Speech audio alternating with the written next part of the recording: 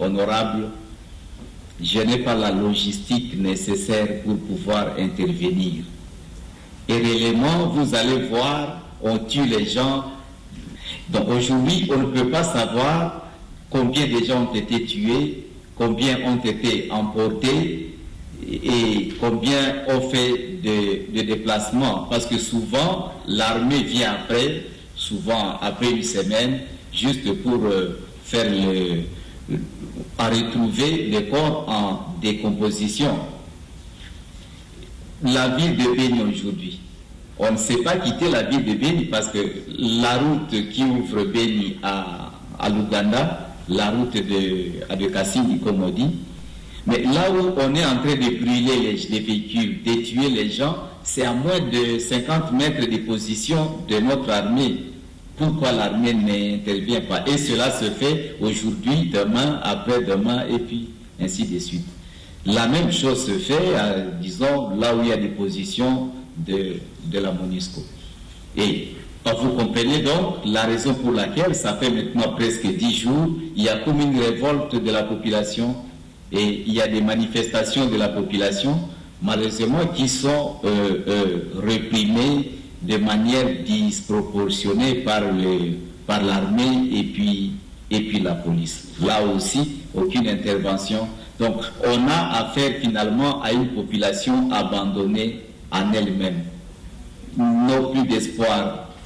Donc, leurs cris ne savent pas à qui ils doivent s'adresser. Nous, comme groupe provincial du Nord Kivu, c'est une question qui nous préoccupe. Nous en avons parlé même disons, à l'ancien bureau pour demander, mais qu'on essaie même de rien faire. Et là, l'ancien bureau avait promis de pouvoir faire une commission mixte avec l'Assemblée nationale, ce qui n'a pas été fait. Aujourd'hui, nous, comme groupe politique, notre groupe provincial, on s'est dit on ne peut même pas recourir au gouvernement aujourd'hui parce que le gouvernement est démissionnaire, parce qu'on pouvait demander au ministre de la Défense, avec pas le faire.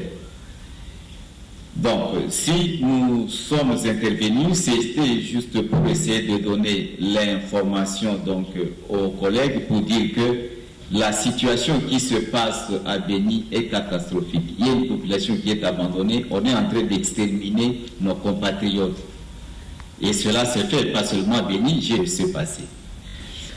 Quand j'ai parlé de l'armée, je dis, mais quand vous parlez à un commandant qui est sincère, il vous dit, réellement, je n'ai pas la logistique. Honorable Président, je suis arrivé à Béni le 14 mars. Et en parlant avec les militaires, ils vous disent, ceux qui sont au front, ils venaient de faire 20 qui n'avaient rien reçu. Aujourd'hui, je ne sais pas s'ils ont reçu quelque chose. Du 14 mars, ça faisait 21 jours. Là, je ne parle même pas de ce qu'ils reçoivent comme fonds de ménage. Parce que ce militaire qui est au front, il sait qu'il a laissé sa famille au village, qui n'est pas en train de manger aussi.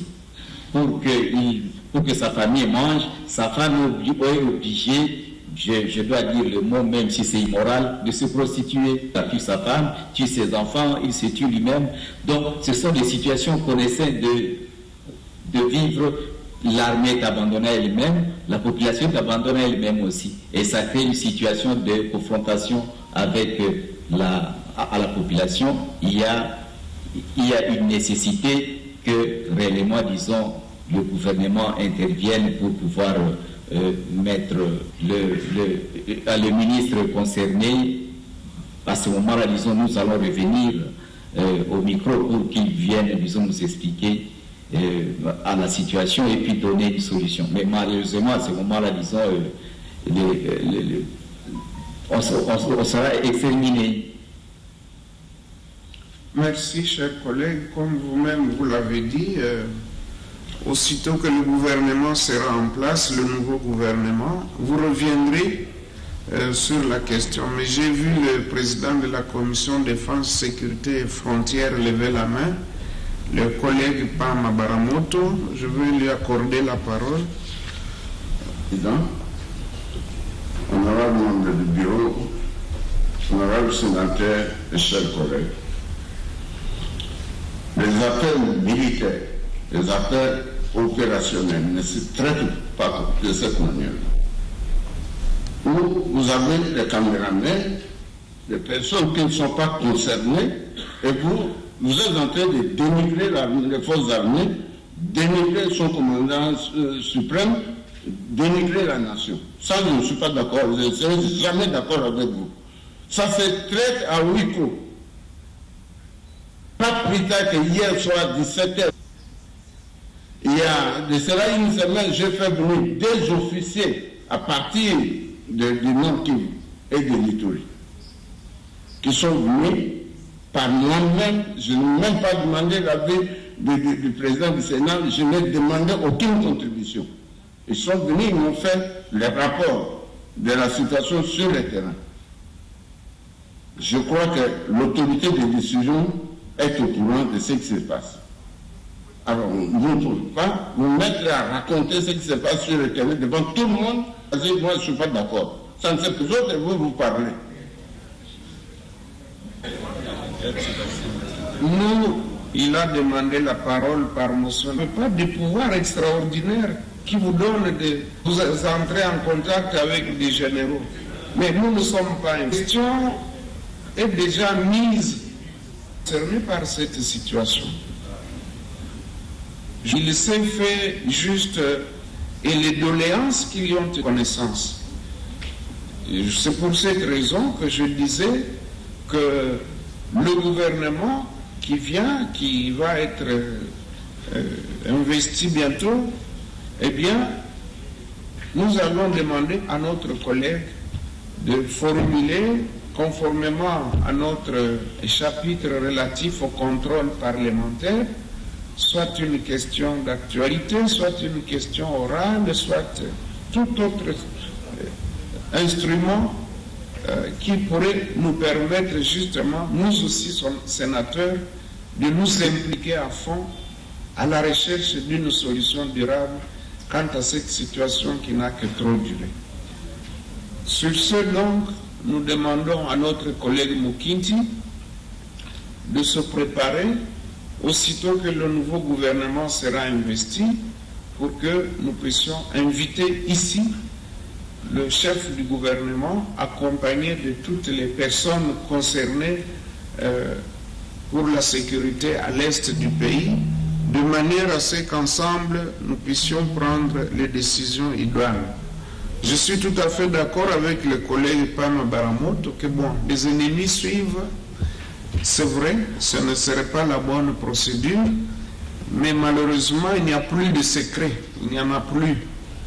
Et j'ai entendu qu'on a pointé du doigt certaines personnes qui sont impliquées dans ce conflit, et j'espère aussi que la commission de l'Assemblée nationale ne manquera pas de nous révéler les noms de ces personnes-là, tout comme nous aussi, notre initiative pourra nous aider à avancer de manière à ce que ça ne demeure pas un sujet tabou, alors que nos compatriotes sont en train de mourir tous les jours. Ceci étant, nous pouvons maintenant poursuivre. Non, Monsieur le Président, je dois dire un mot. Moi, si permettez que je vous donne la parole. Le chef d'état-major général, c'est tout simplement parce que c'est moi qui préside la commission, non pas de la défense du Sénat ici, non. Non. Nous avons une organisation au sein de l'armée. Et c'est moi qui préside, cette fois-ci, c'est moi qui la préside. Le collectif des officiers généraux, c'est moi qui préside maintenant cette commission-là. C'est dans ces cadres-là, lorsque la situation du pays est menacée, lorsque l'insécurité, la sécurité ne va plus sur le territoire national, on se réunit et on lève l'option. On n'est pas obligé de passer par le Sénat ou par l'Assemblée, non. Nous le faisons à notre niveau et nous faisons notre rapport. Voilà, c'est à ce titre-là que j'ai fait venir ces officiers sur le terrain. Oui, collègue Makila, vous avez demandé la parole. Merci, Président, pour la parole. Président, je suis tout à fait d'accord avec vous.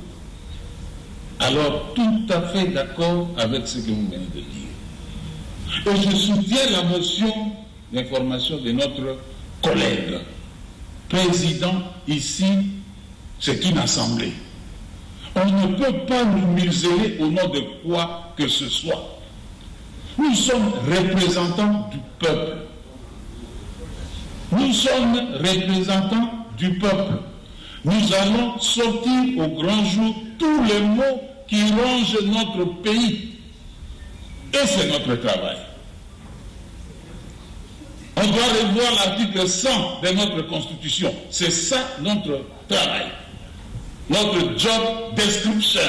L'article 100 de notre Constitution.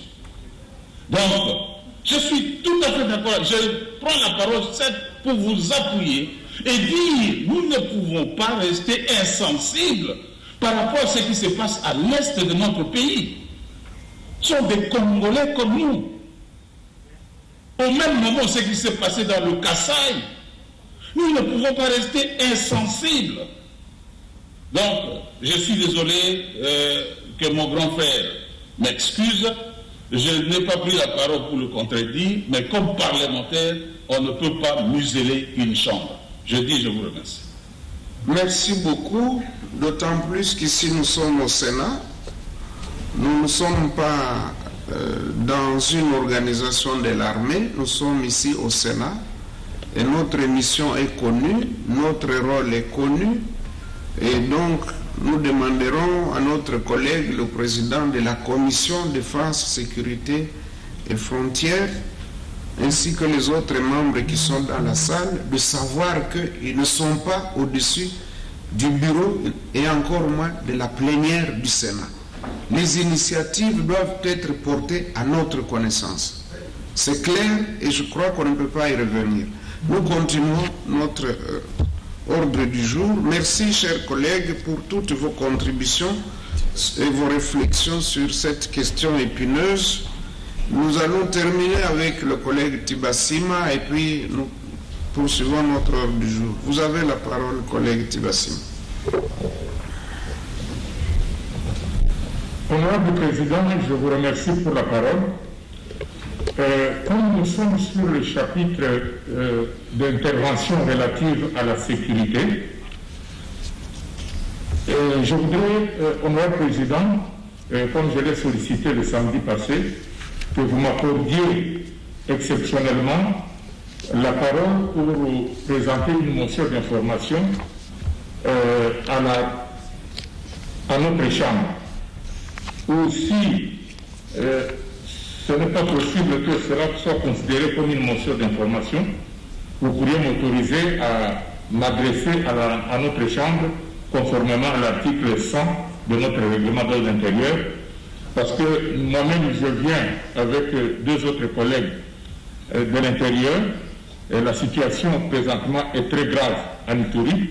Je crois qu'il y a beaucoup d'informations sur le net, nous les suivons tous, et je voudrais, Honorable Président, exceptionnellement que vous m'accordiez la parole à ce niveau de débat pour que je puisse vous présenter la situation, soit à titre de motion d'information ou à tout autre titre pour que notre Chambre en soit informée. Collègues, puisque vous avez la parole, allez-y pour que nous puissions vider et passer à autre chose. Vous avez la parole. Honorable Président, je vous remercie beaucoup. Honorable Président, honorable membre du bureau, honorable sénateur et chers collègues, mon propos concerne la situation plus préoccupante en province de l'Ituri où je viens de séjourner dans le cadre de mes vacances. Cette province est confrontée à la recrudescence générale et violente de l'insécurité depuis 2017. Au moment où je vous parle, la plupart des grandes agglomérations de la province, y compris la ville de Bunia, son chef-lieu, vivent sous la menace permanente d'être prises par des groupes armés. On peut l'intrusion des miliciens le 4 septembre 2020 dans la ville de Bunia. Honorable Président, honorable membre du bureau, honorables sénateurs et chers collègues, comme je viens de le dire, c'est depuis 2017 que l'Ituri est plongé dans l'insécurité et un cycle infernal de violence d'une cruauté indescriptible. On y vit au quotidien des tueries abominables avec mutilation des corps, la destruction des biens publics et privés, notamment les écoles, les formations médicales, les habitations, les commerces, les élevages, les champs, les marchés, j'en passe. Si tout a commencé en territoire de Ndjougou, plusieurs des 5 territoires de la province ont été par la suite et progressivement touchés, plus particulièrement les territoires d'Irumu, de Mahagi et de Mombasa. Qui sont les auteurs de ces violences? Il s'agit principalement de 2 milices locales, à savoir la CODECO et les FPIC. Mais les FPIC sont nés en 2019, en territoire d'Irumu récemment. Depuis que ces 2 groupes mènent des fois des opérations communes, vous vous rendez compte jusqu'à quel niveau la situation s'est détériorée dans cette partie du pays. Mais en plus, plusieurs autres milices ou groupes armés essentiellement délogés du Nord Kivu voisin, par la pression de nos forces armées, se sont réfugiés en Ituri. Il s'agit notamment des Aiguilles, ainsi que de nombreux groupuscules Maïmaï, dont certains sont d'ailleurs locaux, principalement en territoire de Mombasa et d'Irumu. Et mon collègue Moukim qui venait d'y revenir. Quelles sont les conséquences de l'intense activisme de ces miliciens? Premièrement, la destruction du tissu économique et social.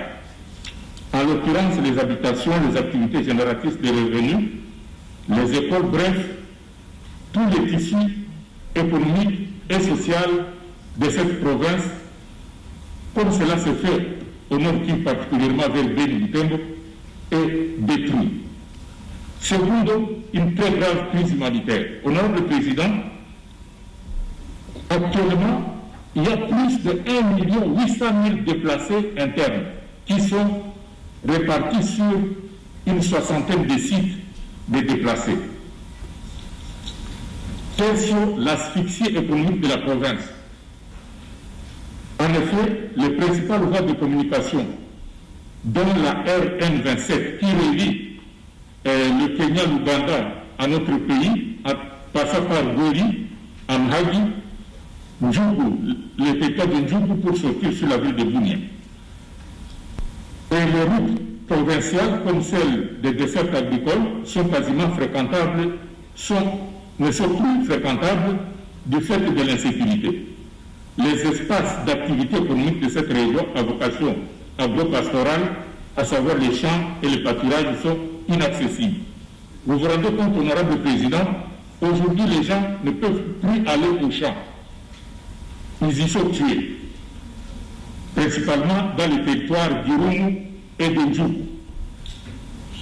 En 4e lieu, l'instauration de la grave pratique de la substitution des milices à l'État.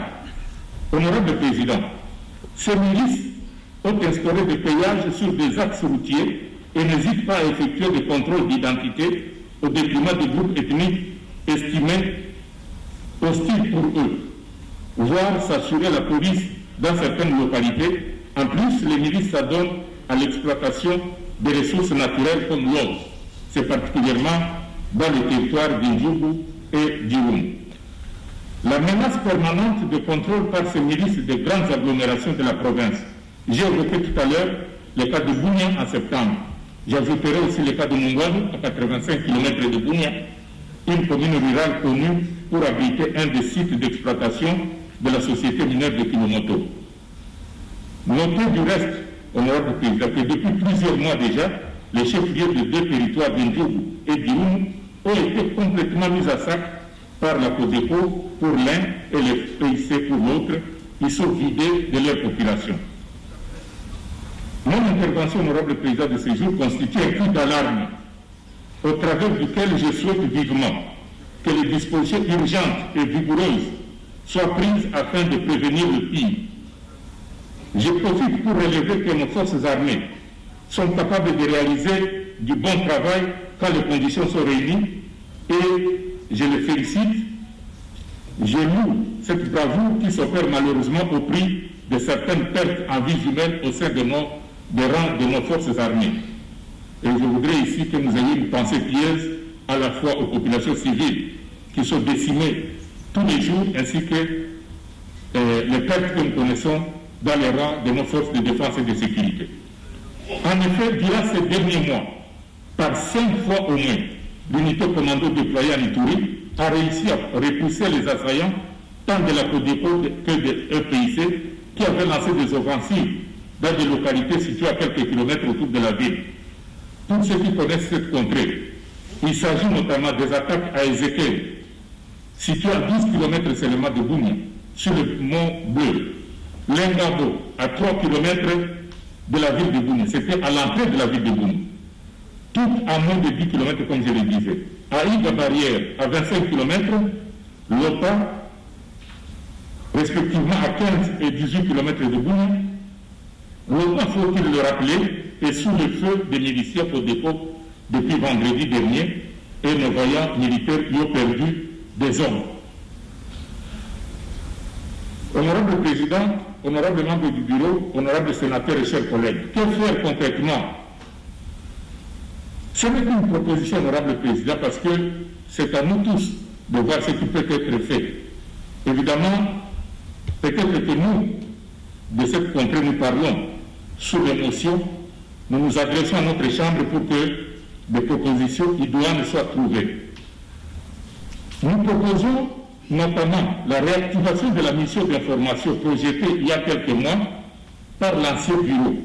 Mission qui allait être conduite par un des membres du bureau et qui allait comprendre notamment certains collègues comme le président de la commission défense et sécurité. Cette mission allait connaître la participation outre des sénateurs de l'Ituri, des autres collègues venant des autres provinces, et notamment, comme je venais de le dire, du président de la commission de notre chambre, la commission défense et sécurité. Il vous souviendra en effet que cette commission avait auparavant procédé à l'audition du ministre de la Défense et de la Sécurité relativement au même dossier. Cette mission, si elle est agréée, et nous voulons, honorable président, si cela peut se faire très rapidement parce que la situation est très grave, elle pourrait être chargée de faire des propositions concrètes à notre Chambre quant aux voies les plus efficaces et efficientes pour résoudre la grave crise qui sévit en province de l'Ituri.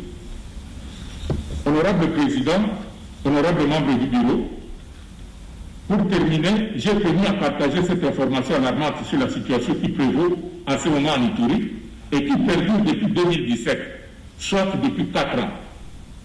Et durant ces 4 ans, nous connaissons aujourd'hui un déplacement massif. Et les 60 sites dont j'ai parlé ici sont répartis. Il y en a 6 dans la ville de Bunia et ses environs.